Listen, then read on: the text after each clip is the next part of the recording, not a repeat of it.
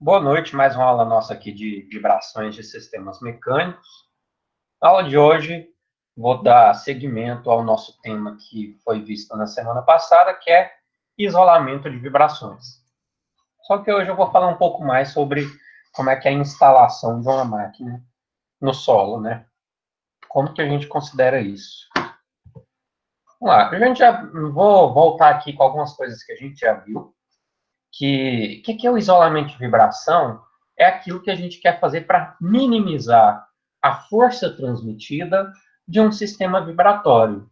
Então, eu posso tentar minimizar a força do solo para a minha máquina, para não afetar a minha máquina, ou eu posso também minimizar a força da máquina no solo, ou no seu ambiente, né? Então, você tem essas duas possibilidades.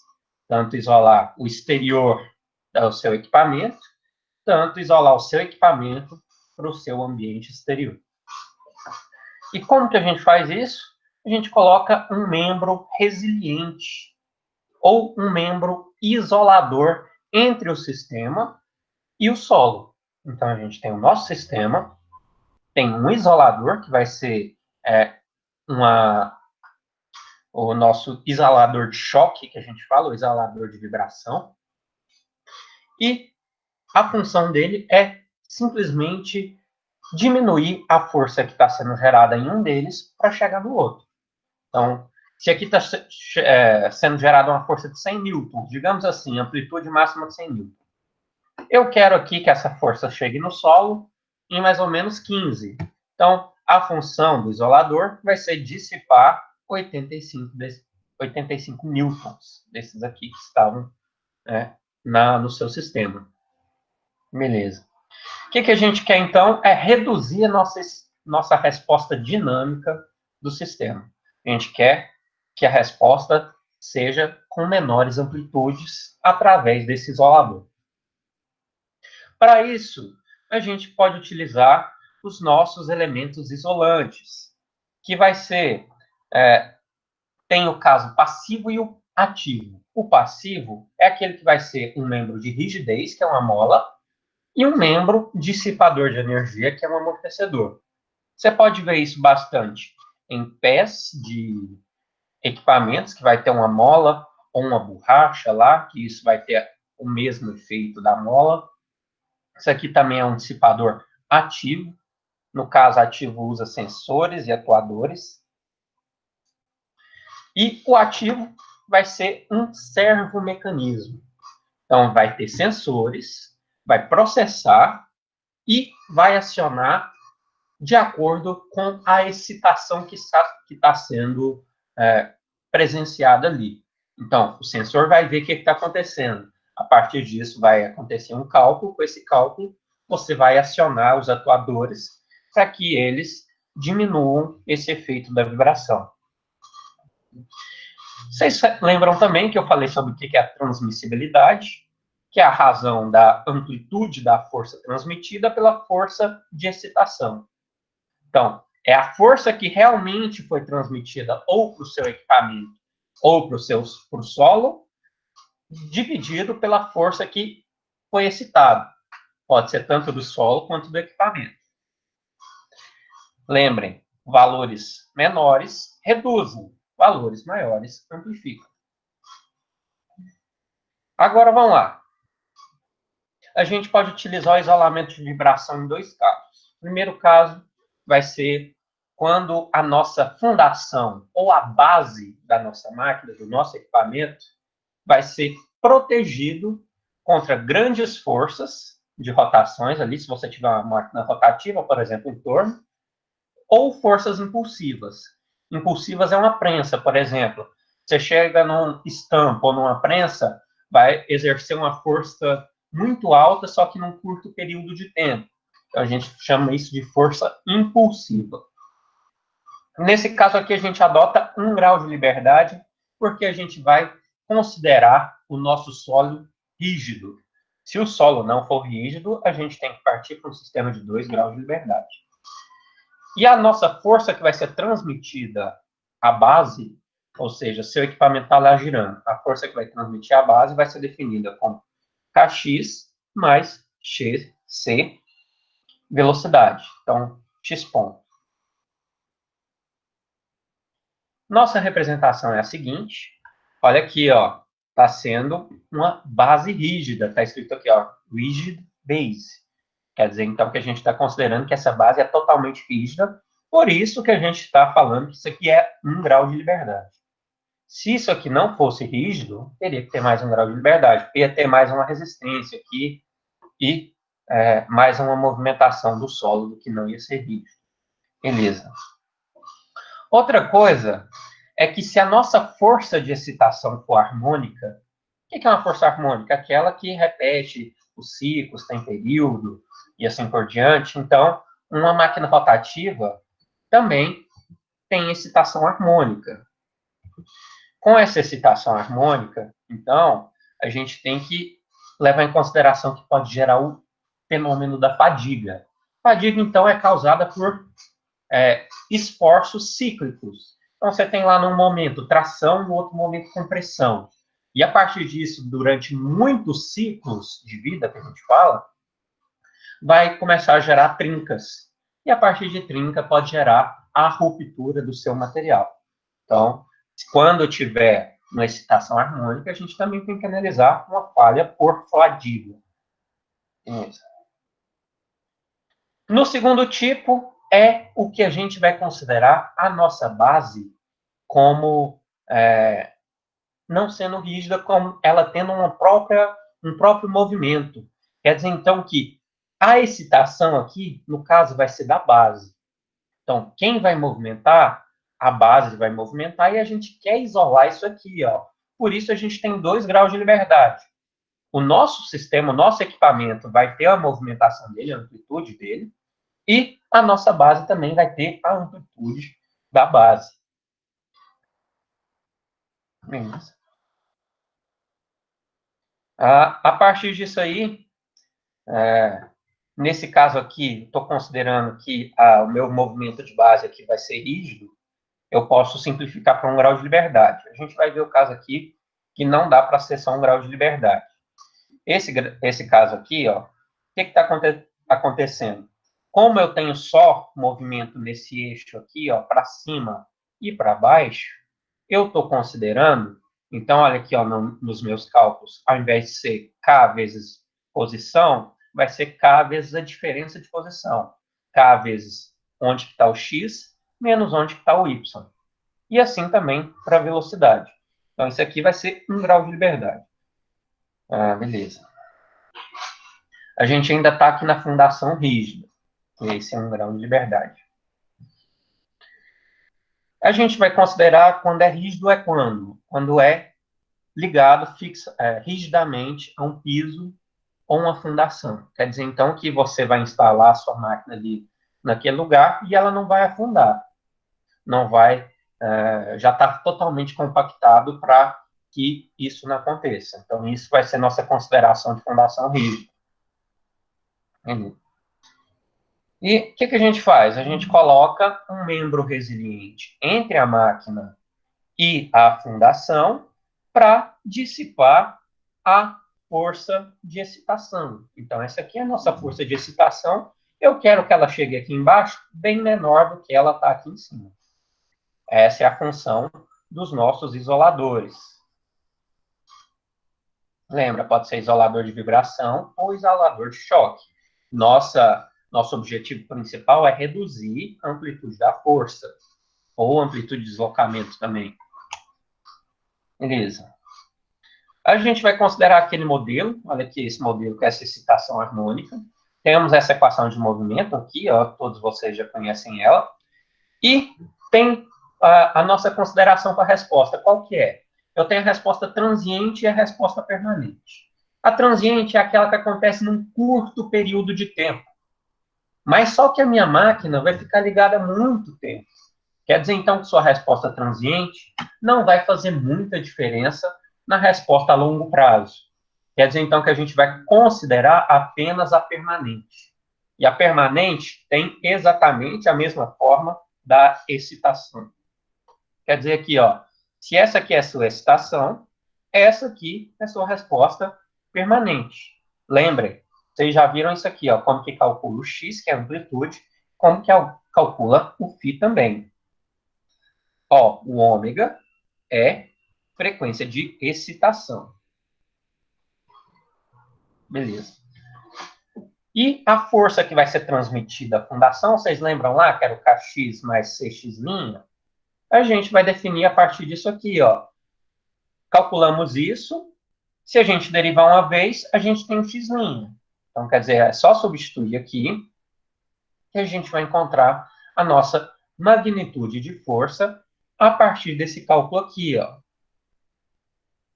No final das contas, a gente acha a magnitude da força transmitida a partir da força de excitação, o elemento de mola, a sua frequência de excitação, seu amortecimento e a massa do seu sistema. Então, é isso que você precisa para calcular a força transmitida. E a transmissibilidade é o quê? Vai ser a razão entre a força transmitida e a força de excitação. Então, vai ser o Ft sobre o F0.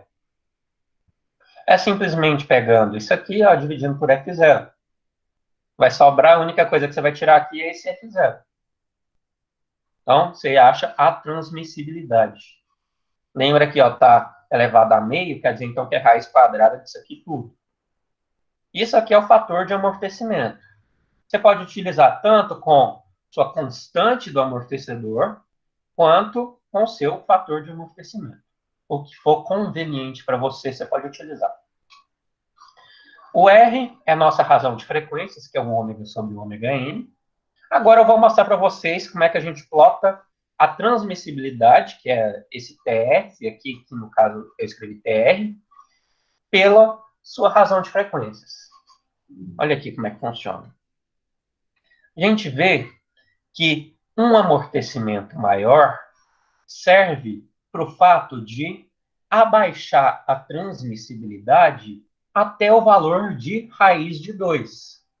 Quer dizer, então, que até esse ponto, um valor de amortecimento grande é bom. Olha aqui, ó, você reduziu a sua transmissibilidade. Mas só que depois de raiz de 2, quer dizer, então, que se você não tiver o amortecimento, quer dizer que vai ser melhor para você.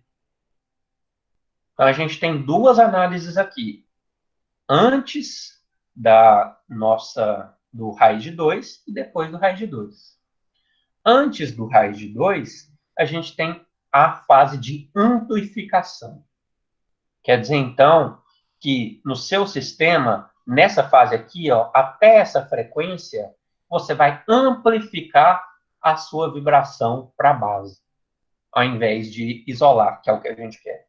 Só que depois dessa razão de frequência aqui, ó, que é o raiz de 2, você vai diminuir. Quer dizer, então, que a gente tem que fazer o nosso sistema para trabalhar daqui para frente. Porque daqui para trás, o que a gente vai fazer é aumentar a vibração. Beleza. Quando a gente tem um pequeno fator de amortecimento, e para uma razão de frequência maior que 1, a gente pega simplesmente essa equação aqui e ela se reduz a isso aqui, ó. Ft sobre F vai ser 1 sobre R quadrado menos 1. Beleza. Outra coisa que a gente tem que levar em consideração é que a nossa força ela pode ser reduzida com a diminuição de ômega n. Quer dizer, então, se o meu ômega n estiver mais para cá o possível, quer dizer que eu vou ter mais área de isolamento.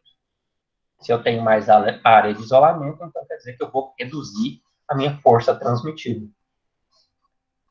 Outra coisa, se você reduzir o fator de amortecimento, quer dizer, então, aqui você tem um fator de amortecimento alto. Reduzir, então, você está chegando aqui em cima. Depois, raiz de 2, você vai ter um fator positivo para você, de isolamento. Antes, vai ser negativo. Beleza. Como que a gente faz o projeto disso? A gente tem que ver onde que a sua máquina vai trabalhar. Porque se sua máquina for trabalhar aqui nessa faixa aqui, ó, de até 1,5, mais ou menos, que é a raiz de 2, quer dizer, então, que você tem que ter um amortecimento bom. Agora, se por um acaso você for trabalhar em frequências maiores, quer dizer, então, que sem amortecimento é o melhor. A partir disso, a gente faz vários testes para escolher qual que é a melhor configuração da nossa máquina. Agora, vamos ver da redução da força transmitida na massa.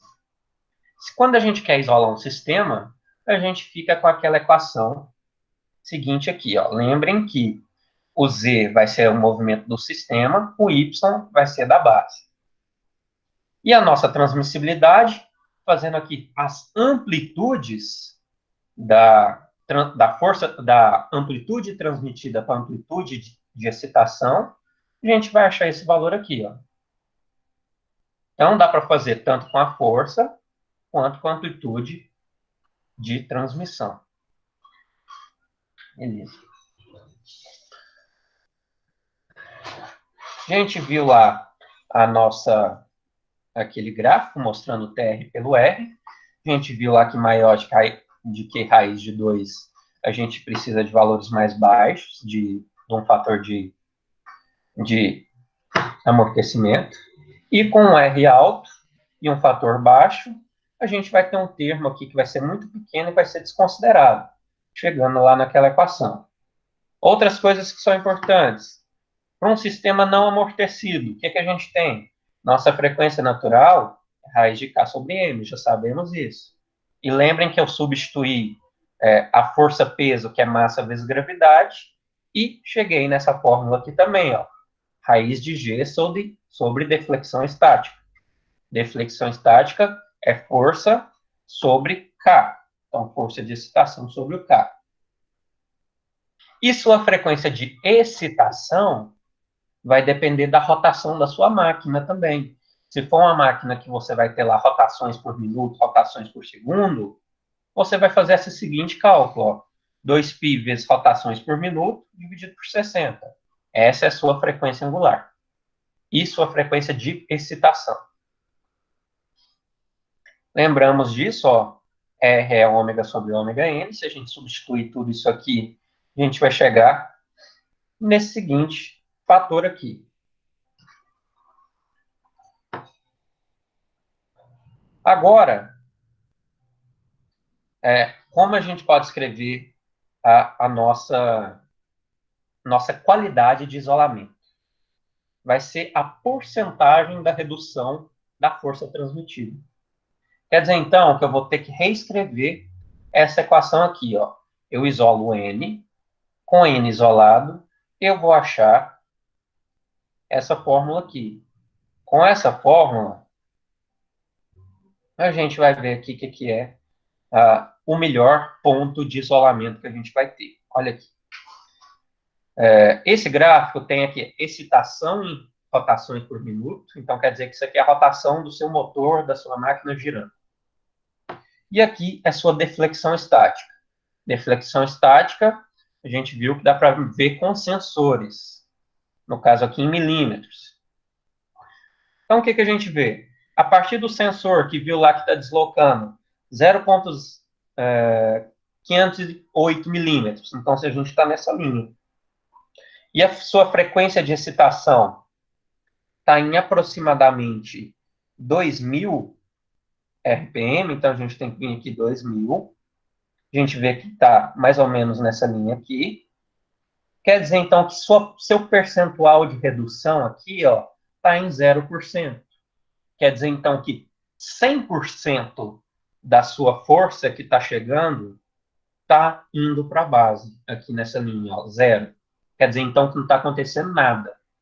Agora, para baixo, a gente tem o percentual de amplificação. Quer dizer, então, que se eu estiver aqui nessa linha de baixo, se eu tivesse uma rotação menor, ao invés de eu estar diminuindo a minha vibração, eu estaria aumentando.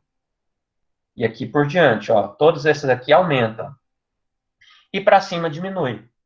Quer dizer, então, quanto maior a rotação, maior a frequência aqui, maior vai ser o seu isolamento. Quanto menor a sua excitação aqui, maior vai ser a sua amplificação. Quer dizer, então, que para uma máquina trabalhar melhor, é melhor que ela tenha uma rotação maior do que uma rotação menor. Em rotação menores, a gente tem mais dificuldade de isolar a vibração. Beleza. Agora vamos lá naquele caso de desbalanceamento. Eu tenho aqui uma fundação rígida e tenho uma máquina desbalanceada. Como é que eu vou isolar isso? Lembrem lá que nossa massa desbalanceada está numa distância E do centro, girando numa frequência angular ômega. Então está aqui, ó. Essa é a frequência angular ômega, uma massa m distante E do centro. Nossa força de desbalanceamento é dada por m, que é a massa, vezes essa distância, vezes o ômega quadrado. Então, quer dizer que a gente achou aqui a força responsável por isso, lá da força centrípeta. Escrevendo isso na nossa equação, o que a gente vai fazer? Simplesmente substitui o F0, que é a sua força, amplitude da força, aqui dentro da nossa equação. Então, essa aqui, ó, isso aqui é o formato do da sua força de excitação, de desbalanceamento. O que é o ômega? É a sua frequência de excitação. Lembrem disso, ó, frequência de excitação, ômega, é a distância aqui em nossa massa. A transmissibilidade, como é que a gente calcula? Simplesmente o FT sobre o F0. O F0 a gente já tinha aqui. A gente acha, então, esse valor aqui da sua transmissibilidade, que é aquela mesma equação que a gente achou antes. Quer dizer, então, que as duas são praticamente a mesma coisa. Muda um R aqui, ó, praticamente. E quando a gente tem uma fundação flexível, quer dizer, então, que nosso solo pode ir para baixo, pode ir para cima. Então, ele não é rígido. Quando esse esquema aí, a gente vai utilizar 2 graus de liberdade, força transmitida sobre a força de excitação, achamos esse caso aqui, ó. Então, massa 2 sobre massa 1 mais massa 2. Lembra que a massa 1 é a massa do sistema, a massa 2 é a massa do solo. Ômega sobre ômega 2. Quer dizer, então, que é sua frequência da massa do sistema e a frequência do solo. Vamos fazer um exercício aí, só para a gente ver isso que foi falado aí. Não é muito complicado, não. É pouca coisa. Eu falei muita coisa aí, mas na hora de aplicar não é muita coisa. Não. Vamos lá. Suporte de mola para um exaustor. Um exaustor que gira a 1000 RPM, então te dei o ômega aí, deve ser suportado por 4 molas, cada qual com rigidez K. Se somente 10% da força desbalanceadora do exaustor deve ser transmitida à base, qual seria o valor de K? Considere que a massa do exaustor seja de 40 kg. Então vamos lá. O que está falando aqui? Ó, que não pode ser mais de 10% da força transmitida ao solo. Quer dizer, então, que sua transmissibilidade é de 0,1. Você vai pegar, por exemplo, 100 newtons e vai transmitir só 10. E isso que é a sua transmissibilidade, 0,1. Vamos utilizar aqui, então, a fórmula da transmissibilidade. A gente tem esse formato aqui. O que eu estou fazendo aqui? Ó? Só substituindo o seu R por ômega sobre M. Isso é a definição da razão de frequências. Só coloquei o 0,1 aqui e fiz isso. Vamos lá calcular, então, esse valor aqui para a gente achar o restante. O que é o nosso ômega? O ômega vai ser esse 1000 RPM. E a gente tem que transportar isso de rotação por minuto para radiano por segundo. Fazendo, então, a rotação vezes 2π dividido por 60. Então, 1000 vezes 2π dividido por 60, quase 105 radianos por segundo. E sua frequência natural vai ser o seguinte, ó, raiz de K sobre M. Mas o que é o K? Olha aqui no exercício, está falando que é suportado por 4 molas. 4 molas em paralelo é K, mais K, mais K, mais K. Quer dizer, então, que é 4K. No caso aqui, então, a gente já está levando isso em consideração. Ó. Raiz de 4K sobre 40. E a gente acha esse valor aqui, ó. Raiz de K sobre 3,16. E eu não falei nada de amortecimento aqui com vocês. Se eu não falei nada, você vai assumir o fator de amortecimento igual a zero. Lembra, a única coisa que a gente já calculou até agora foi o ômega e o ômega n. Vou assumir o fator de amortecimento zero porque não tem amortecimento. E a gente vai colocar na primeira equação. Nessa equação aqui, ó, gente, a gente vai substituir nesses valores. Então, a gente vai chegar aqui, ó, nisso aí, ó.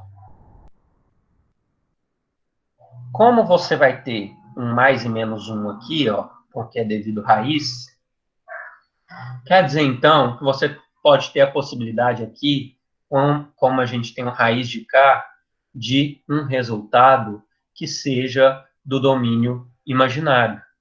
Para a gente evitar esse domínio, a gente vai considerar o resultado aqui, ó, se for mais ou se for menos, que dê um resultado positivo, para a gente continuar no domínio real. Aí o que a gente faz? Isola isso aqui, ó, multiplica tudo isso aqui que está embaixo por aqui que está em cima, e a gente vai achar essa equação aqui. Ó.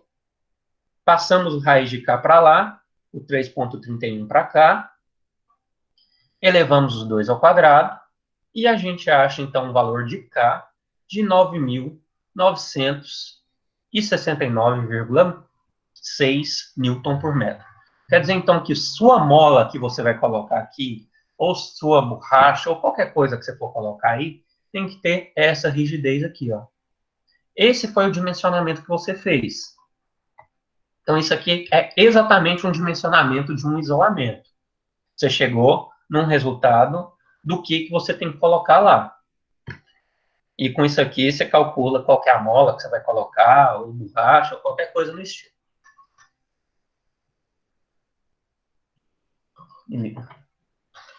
Agora, vamos falar um pouquinho mais quando a gente tem a carga de choque, né? A carga de choque é aquela que é pontual, que nem em prensas e forjas. Então, aqui a gente tem numa forja, o que está acontecendo? O ferreiro está batendo no aço, no metal ali, para moldar ele. E cada batida dessa está transmitindo uma força da bigorna para o solo. Ou quando a gente está numa estampa ou numa prensa, o que está acontecendo?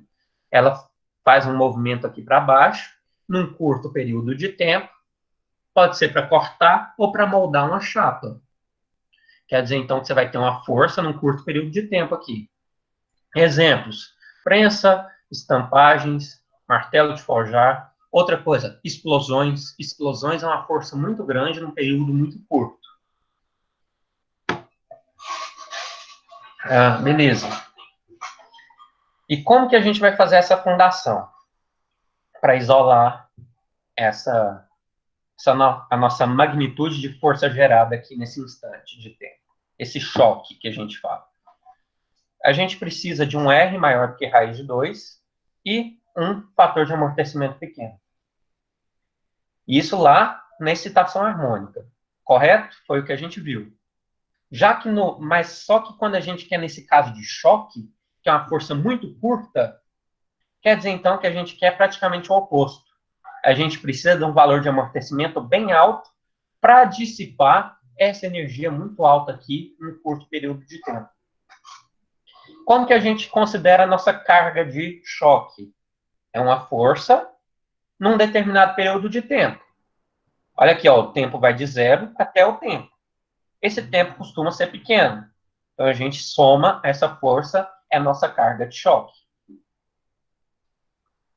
E qual que é a velocidade que vai ser imprimida na massa? Quer dizer, então, que você tem como calcular a velocidade a partir da força e da massa. A partir disso aqui, ó, você vai ver que a velocidade é a força sobre a massa. Com isso, a gente pode considerar, já que a nossa carga é muito pequena, que essa carga vai ser a nossa velocidade inicial do sistema. Quer dizer, então, que eu vou substituir aquilo lá, aquela força, por uma velocidade inicial. Olha aqui, ó, a velocidade inicial, lembra das condições iniciais que a gente utiliza? No caso aqui eu estou chamando de V. A gente coloca isso aqui nas equações, lá naquelas equações lá para solução harmônica e solução permanente, né? A gente acha isso aqui. Então, V exponencial fator de amortecimento ômega nt, e aqui ômega d. Isso aqui é a frequência de excitação, a frequência amortecida, gente, desculpa. Beleza, a gente tinha aqui a nossa força transmitida da fundação, e a partir dela a gente consegue calcular. Então, a força que vai ser transmitida vai ser a partir disso aqui, ó, é só grande, mas isso aqui tudo é fácil de calcular, e a maioria já vem no exercício. E nosso ângulo de fase aqui também, o φ. Próxima aula a gente faz esse exercício aqui. Agora, deixa eu falar com vocês sobre a, a atividade que eu vou pedir para vocês hoje. Vou encerrar a gravação aqui e já falo com vocês.